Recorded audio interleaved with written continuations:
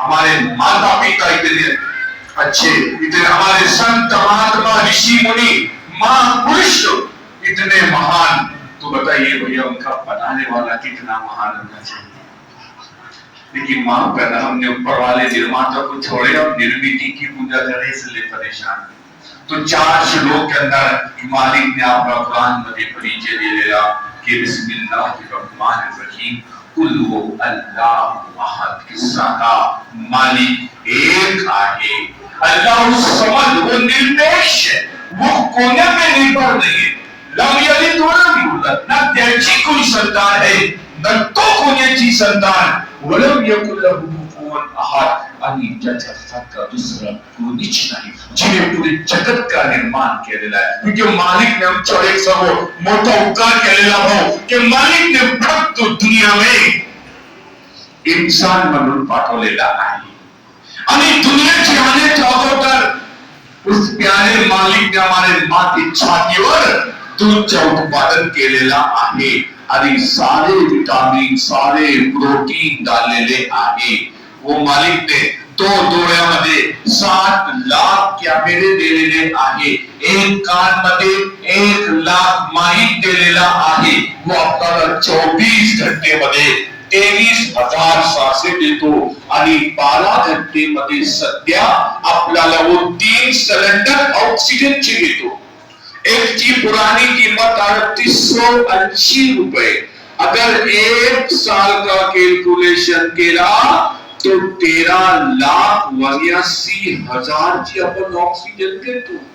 त्याला 50 साल के कैलकुलेशन केला तो 6 करोड़ 60 लाख की ऑक्सीजन घेतो। कधी मालिकला बिल दिला का आपण, कधी टॅक्स भरला का? आता सध्या कोरोना काल गेला, 10% ऑक्सीजन नहीं मिली थी। हम सब जानते कि कितना अहंकार, ऑक्सीजन नहीं, और वो कितना दयालु है और कितना कृपावान है। जब आप और मैं रात को नींद पे सोते हैं, वो दयालु हमको वहां भी ऑक्सीजन देता है, कभी आपसे मेरे से भी नहीं मांगता। उस आदमी को पूछो आप, इसकी किडनियां चले जाते हैं, हफ्ते में 2 से 3 बार डायलिसिस करना पड़ता है, और हमारी किडनी 24 घंटे के अंदर 36 बार डायलिसिस कर रही है। कभी आपने मैंने मालिक को मिल लिया, कभी हमने टैक्स भरा, इसमें कौन अभिषेक तेरी मांगता हो। अगर मालिक ने आसमान के पानी को रोके तो अपन काय करना, वो मालिक ने जमीन से पानी को नीचे उतार दिया, विचार करने की गरज है। फक्त आप कि हम एक 10 घंटे पानी मत पियो, पानी की क्या इंपॉर्टेंस है, हम हमारी बॉडी को बोले इस पे गौर करने की आवश्यकता है। तो अभी जो उपास करना शुरू है, ये उपास मेरा पेट का नहीं, उपास मेरी आंखों का भी है कि मैं गलत नहीं देखूं, उपास मेरे जबान का भी है कि मैं गलत नहीं देखूं, उपास मेरे पैरों कली के बगैर काली न करूं। जब मैं 10 घंटे भूखे रहूंगा तो भूख किसको बोलते हैं, तो मेरे किस पे गरीब पर दया है। और मेडिकल साइंस में भी है कि जो अमेरिका के साइंटिस्ट जिनको नोबेल पुरस्कार मिला है, उन्होंने कहा कि मैंने कैंसर रोकने की दवा निकाला। देखा कि जो 12 महीने में 1 महीना 25 दिन अगर 15 घंटे अगर बिगर खाने का बिगर पानी का रहा, उसे कैंसर हो ही नहीं सकता। और आज इस्लाम में 1400 साल पहले बता दिया गया है कि जब तुम 1 महीने का उपवास रखोगे तो तुमको कोई बड़ी बीमारी नहीं होगी। तुम्हारा जो बॉडी में जो हमारा एक्स्ट्रा कोलेस्ट्रॉल है वो सब खत्म हो जाएगा, हमारा फैट सब खत्म हो जाएगा, बड़ी सी बड़ी बीमारी हमारी खत्म हो जाएगी, हमारी बॉडी पूरी एक्टिवेट हो जाएगी 1 महीने के लिए। इसके लिए 1 महीने का उपवास रखा जाए, हमारा व्यक्ति का हमारा जो जिस्म वो भी हो जाए और हमारा आध्यात्मिक भी हो जाए। तो मालिक ने हमको समझा कर बताया, और ना मालिक हमको क्यों हमको भूखा रखिए, हम जो नमाज मिला तो जुल्म कैसा कर सकते हैं। ये आपके मेरे फायदे के लिए, ये मानवीय ट्रेनिंग है, एक प्रशिक्षण है। 12 महीने के अंदर 1 महीना ये उपवास का अर्थ होता है। और जब जब इस दुनिया में अंधकार पड़ा, मालिक ने ऋषि भेजे, आखिरी ऋषि मोहम्मद पैगंबर सल्लल्लाहु अलैहि वसल्लम है। इन्हीं को हमारे जो 4 वेद है, अथर्ववेद, ऋग्वेद, सामवेद और यजुर्वेद, उसके 18,000 पुराने ग्रंथ में भविष्य पुराण, उसमें यह लिखा हुआ है एक माधव महीने में एक बेटा पैदा होगा, उनके पिता का नाम विष्णु यश होगा और माँ का नाम सुनीति होगा।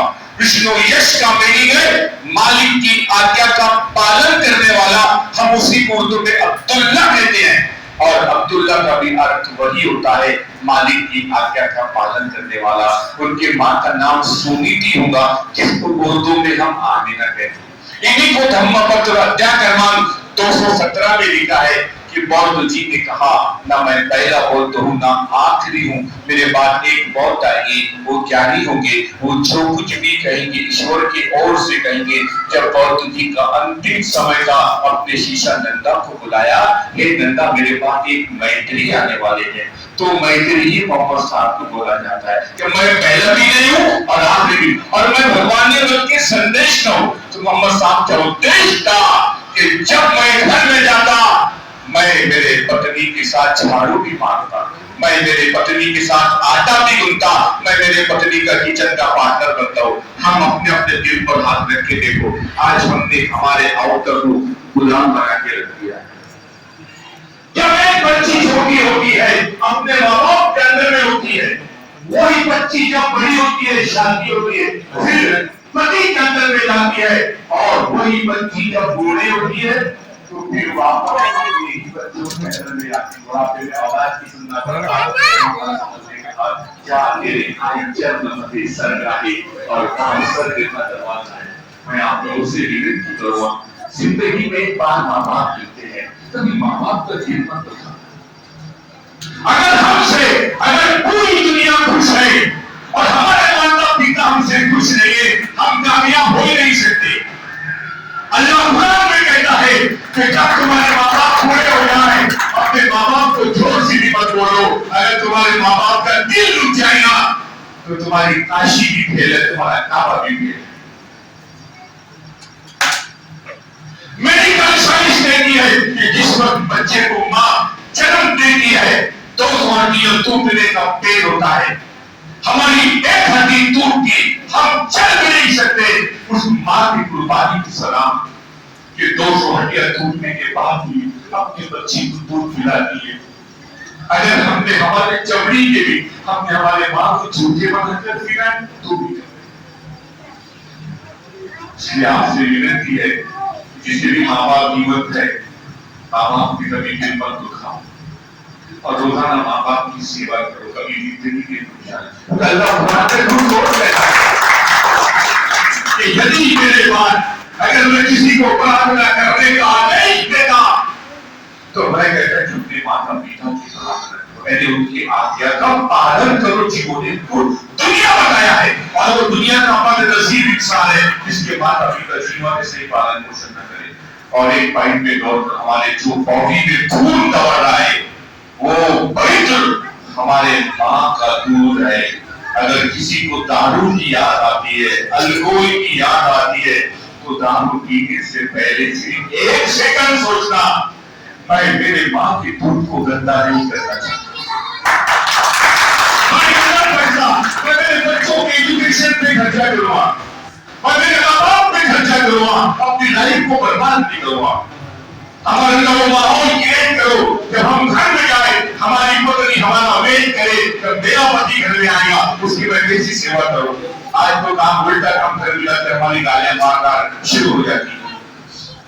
ये शरीर आपका मेरा नहीं है, उस ऊपर वाले की आवाज के मेरे पास अमानत है, उसको संभाल के रखो। ऊपर वाला आपसे मेरे से औकीद मांगेगा ना कि तू मेरे जमीन पे चला, मेरा अन्न खाया, मेरी ऑक्सीजन लिया, और पूरा बर्बाद, पूरा जगत पूरा बर्बाद तेरे सेवा में था, हम उस मालिक को क्या जवाब दें? लेकिन हमने वही जगह हमने ऊपर वाले निर्माता को छोड़े और निर्मी नहीं बोला जाए। मुसलमान का मीनिंग मालिक की आज्ञा का पालन करने वाला। मैं किसी को गाली पकड़ाऊं, किसी पे अत्याचार करो, झूठ बोलो, माफ करना, मैं मुसलमान नहीं हो सकता। आप उस दिन कब्रिस्तान में जाइए, जब बॉडी को कब्र में रखते हैं, एक ढांचा एक पेटी बनाते, नीचे बॉडी को रखते हैं, पहले गीली मट्टी डालते हैं, फिर सूखी मट्टी डालते हैं, जब मरने के बाद में कंकर गिराने को उसमें अलाउ नहीं तो जिंदे बने भी कितनी सुरक्षा में बहुत सारे ने कहा किसी एक की जान कमाना सारे इंसानियत को कत्ल करना है, और किसी एक की जान को बचाना सारी इंसानियत को उद्धार करना है। मोहम्मद साहब ने कहा थोड़ी ना उसका वाली पास इतना अच्छा यहाँ पे ये सब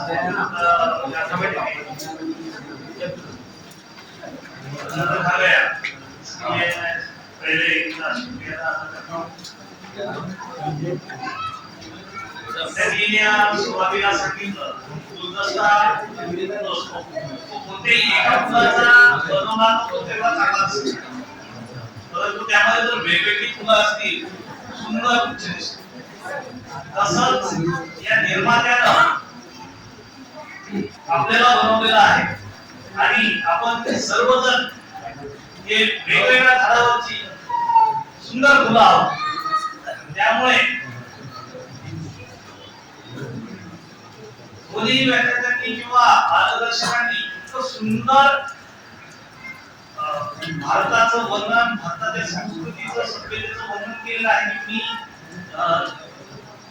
त्याविषयी जास्त बोलणार नाही, परंतु असा सुंदर आणि चांगला कार्यक्रम त्यांनी आयोजित केला त्याबद्दल मी प्रशासनाच्या वतीने त्यांचे आभार व्यक्त करतो। आणि त्यांनी सांगितलेल्या गोष्टी खूप महत्त्वाच्या आहेत। सर्वप्रथम मी म्हणजे स्वतः त्याच्यानंतर त्याचे आई वडील मी त्यांच्यापासून तयार झालो, त्यांनी मला जन्म दिला आणि आपले आई वडील आणि मी त्या दोघांनाही जो ज्याने इथे पाठवलं तो निर्माता, त्या तिन्ही गोष्टी खूप महत्त्वाच्या आहेत।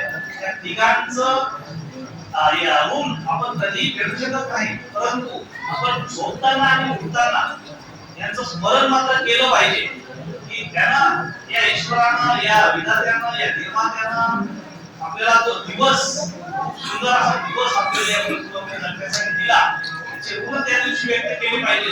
कारण सगळ्यांना माहित आहे की पुढच्या सेकंदाला आपण श्वास घेऊ की नाही हे कोणालाही माहिती नाही। त्यानंतर आपण व्यसनाधीनतेपासून दूर राहिलं पाहिजे हे त्यांनी सांगितलं। ते खूप महत्त्वाचं आहे की आताची नवीन पिढी आहे ती व्यसनाधीनतेकडे वळायला लागलेली आहे। कृपया ही खूप महत्त्वाची गोष्ट आहे। त्या व्यसनाधीनतेमुळे आपल्याला पुढे आई वडील दिसत नाही, पत्नी दिसत नाही, मुलं दिसत नाही, तो एवढा त्या आहारी जातो त्याला ती गोष्ट दिसण्याशिवाय त्याला चैन नाही। त्यामुळे आपण कोणाला मारतोय, कोणाला शिवीगाळ करतोय, कोणाशी बोलतोय काहीही समजत नाही। त्यांनी मार्गदर्शकांनी सांगितलेले ह्या बाबी खूप महत्त्वाच्या आहेत आणि यांचं सर्वांनी अनुकरण करावं आणि प्रत्येकाने आपल्या आई वडिलांची सेवा करावी अशीच मी देखील विनंती करतो। आणि असा सुंदर कार्यक्रमात मला सहभागी केलं त्याबद्दल आयोजकांचे आभार मानतो। थँक्यू। जय हिंद। अच्छा, ये कार्यक्रम आपको कैसा लगा? समझ नहीं लगा कैसी लगा? मैं आपसे पूछता हूँ कितने लोग हैं जो पहली बार मस्जिद के अंदर आए? पहली बार हमारा कसूर है कि हमने बुलाया है। तो अब आप मस्जिद में कभी भी आ सकते हैं, किसी को पानी पड़ना है तो बीमार है तो आ सकते हैं, मौलाना साहब से आप भी आपसे बोल सकते हैं और यहाँ आकर के आप बैठ करके पानी का काम कर जहाँ भी कर सकते हैं। सभी अच्छा मतलब ये घर सबका पानी है या मुसलमानों की मालिक नहीं है, इसका है सबके पानी। ये पवित्र है रमजान का चालू है जिसमें खूब प्रार्थना करो ईश्वर से, मैं परमात्मा तुमने जीवन दिया, सच्चाई के मार्ग पर चला, यहाँ की तरफ तुम्हारे एक बात के धरने से हम सबको बचा। और एक भी आ जाए कि बस सबको लगे कि कार्यक्रम कैसा हुआ, मस्जिद में पहली बार आया, अलवाजा कैसा,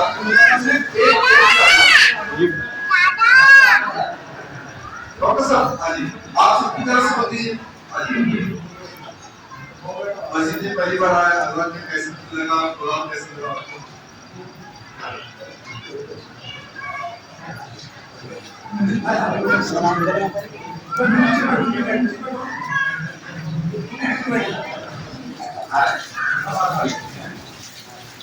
सबसे पहले तो यहाँ आए हुए सभी आवाम को मेरी तरफ से अस्सलाम वालेकुम।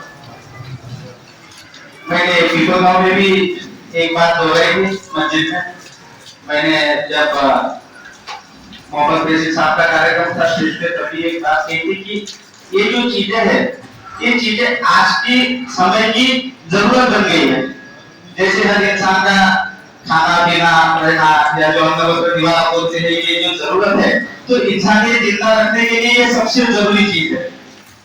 आज यहाँ पे बेरोजगार है, इंगड़े है, शेख कुरैशी, अब यहाँ पे हमें कोई हिंदू मुस्लिम दंगल नहीं दिख रहा है, यहाँ सब इंसान दिख रहे हैं, क्योंकि अभी राजनीति का दौर नहीं आया। जब राजनीति का दौर आएगा तो इंसान से इंसान बढ़ने लगेगा। और तीनों व्याख्याता ने वही कहा है कि यहाँ एक इंसान को दूसरे इंसान के रूप से मिलना है, ताकि इंसानियत बरकरार रहे। और ये चीजें पूरी कायनात में अगर कोई अमल कर रहा है तो वो इस्लाम है। मैं हर महीने देखता हूँ इस्लाम के प्रति कुछ ना कुछ कोशिशें उनकी चालू रहती है कि एक इंसान दूसरे इंसान से जुड़े।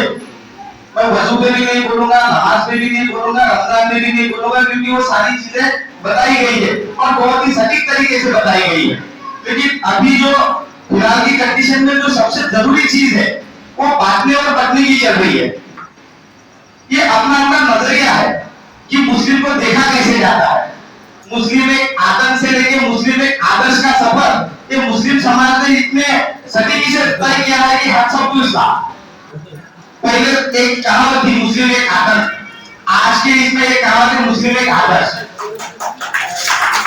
इस वजह से हो रहा है कि उनकी इंसानियत की वजह से हो रहा है।